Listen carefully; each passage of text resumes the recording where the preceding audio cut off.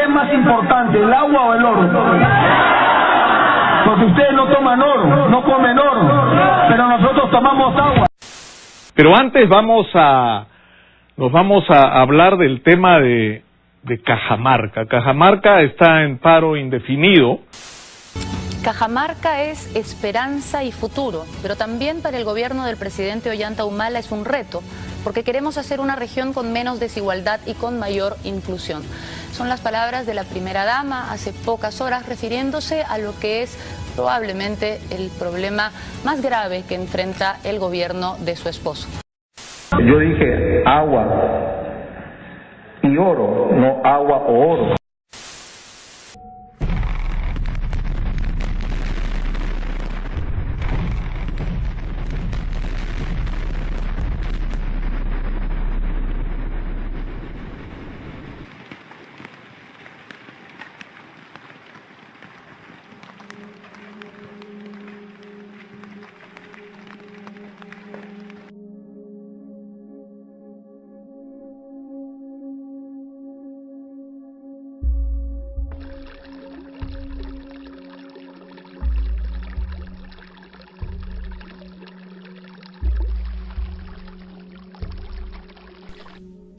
La hija de la laguna es la tercera propuesta del documentalista Ernesto Cabellos, quien ya nos sorprendió anteriormente con realizaciones que abordan el problema de la minería, como Choropampa, el precio del oro, y Tambo Grande, mangos, muerte, minería.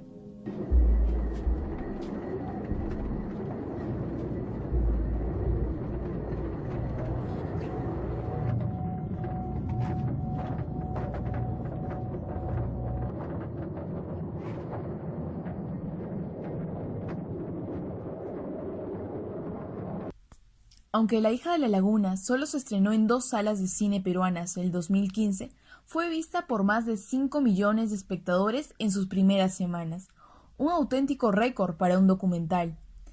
Esta vez, Tito Cabellos narra el conflicto de Conga en Cajamarca, desde la mirada de las rondas campesinas y las ONG que están a favor de la defensa del agua. No se limita a enumerar los sucesos ocurridos en Cajamarca en el 2012, sino que explora más allá de las fronteras de la región e incluso del país las consecuencias de la minería.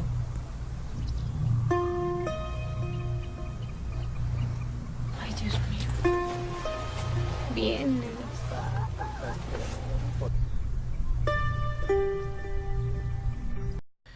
La narración intenta ser naturalista, trata de reflejar de forma espontánea las vivencias de los protagonistas en torno a la lucha por el agua, pero se pierde en el camino y no logra conectar completamente.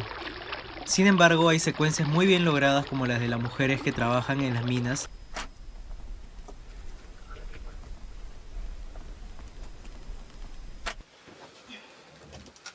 Aquí en la cooperativa, el que trabaja gana, el que trabaja come.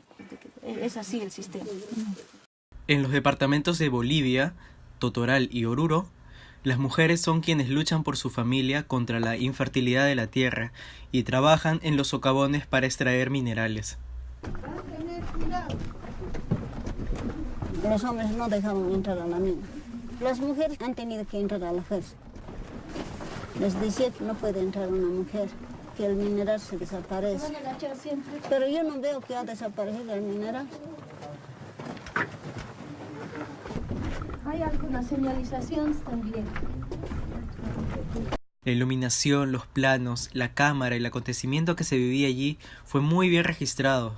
Los cigarros y la hoja de coca junto a las conversaciones acerca de cuál es el motivo de tan sacrificado trabajo, refiriéndose a la educación de sus hijos, resultó una combinación bastante real y conmovedora. Tal vez si esa combinación de elementos hubiera estado presente en las secuencias de Nélida, el documental hubiera ganado mayor fuerza. Lo que más pedimos también es mineral, ¿no? Que haga aparecer la beta y para que nosotros podamos recoger y ganarnos un poco, ¿no? Y entonces lo primero es eso y después le damos su ofrenda, una ofrenda al tío.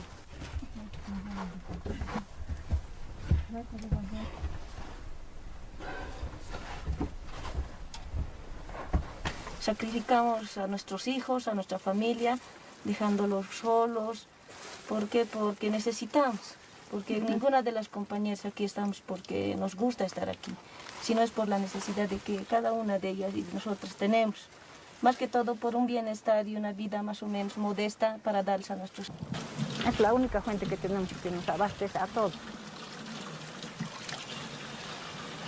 Entonces llevamos para tomar, para cocinar, para eso, para el consumo diario nomás.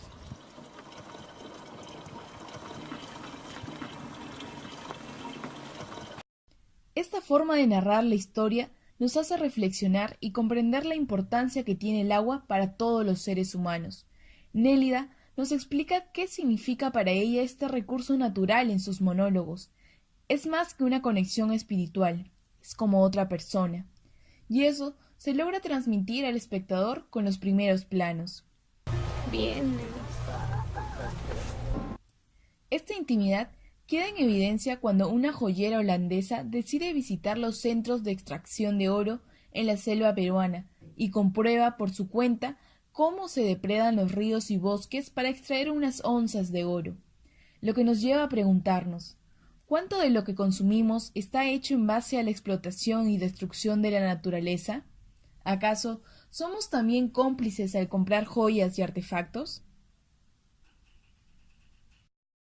Las historias de las mujeres de Bolivia y la joyera holandesa, si bien refuerzan el mensaje de la película de que la minería es perjudicial en todas sus formas, son una especie de traba porque dispersan la atención sobre el mensaje principal, que es la laguna y su posible contaminación por la minería.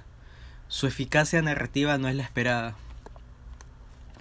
Estas versiones de la minería parecen justificar el rechazo de los pobladores de Cajamarca, quienes resaltan la conservación de la naturaleza para su supervivencia. Sin embargo, el modo parsimonioso de reflejar las escenas nos induce a una especie de letargo, donde en repetidas oportunidades el mensaje parece dispersarse y no logra conectar. La narración, además de lenta, es insuficiente. Esto se puede apreciar en el monólogo de Nélida, que en algunas escenas parece forzado, antinatural, cuando lo que debería reflejar es una espontaneidad que realmente conmueva. Pese a estos puntos que juegan en contra de la película, podemos destacar el juego de planos como un elemento favorable. Al reflejar escenas bucólicas que transmiten cierta calma y tranquilidad, nos adentran en la sensibilidad de Nélida, brindando una sensación íntima que finalmente es un eje importante, ya que la película se construye en base a sensibilizar y conmover al espectador.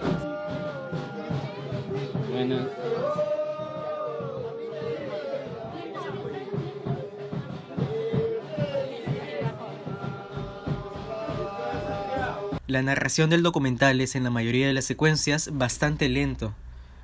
Esto, lejos de ayudar a entender mejor su propósito, de alguna manera desalienta las altas expectativas y fuertes emociones que amerita un tema de tal magnitud a nivel coyuntural y sobre todo de memoria histórica, como es el caso de Máximo Acuña y su lucha por la defensa de sus tierras y la laguna contra la minera Yanacocha.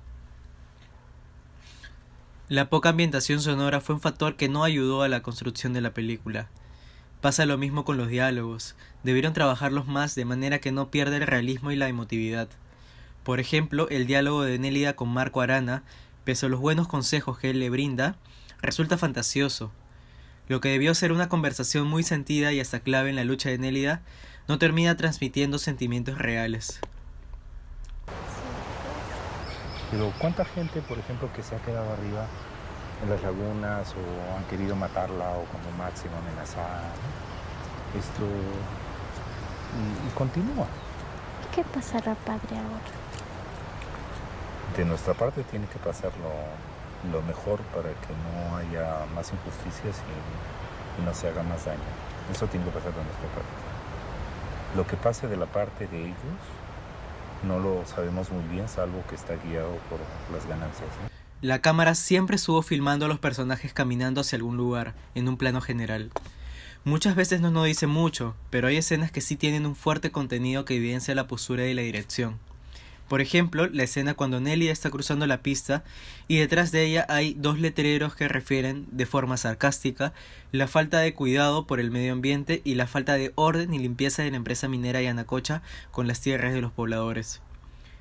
Seguidamente, al llegar Nélida a su clase de Derecho, dice: No ha sido fácil, pero sí un día vamos a hacer justicia.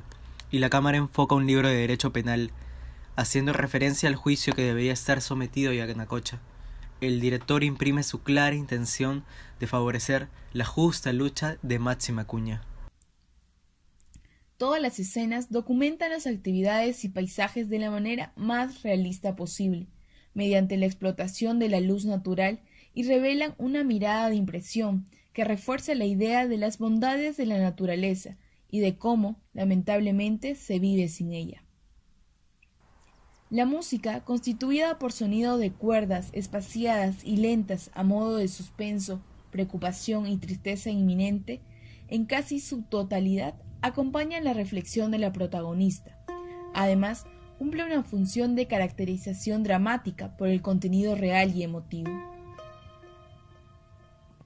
La perspectiva del documental favorece a quienes defienden el agua, mientras que la minera Yanacocha es representada por funcionarios anónimos y ajenos al paisaje de la sierra, que vigilan los movimientos que tiene Máxima Acuña en su parcela Tragadero Grande, una propiedad que estos dos actores señalan como suya.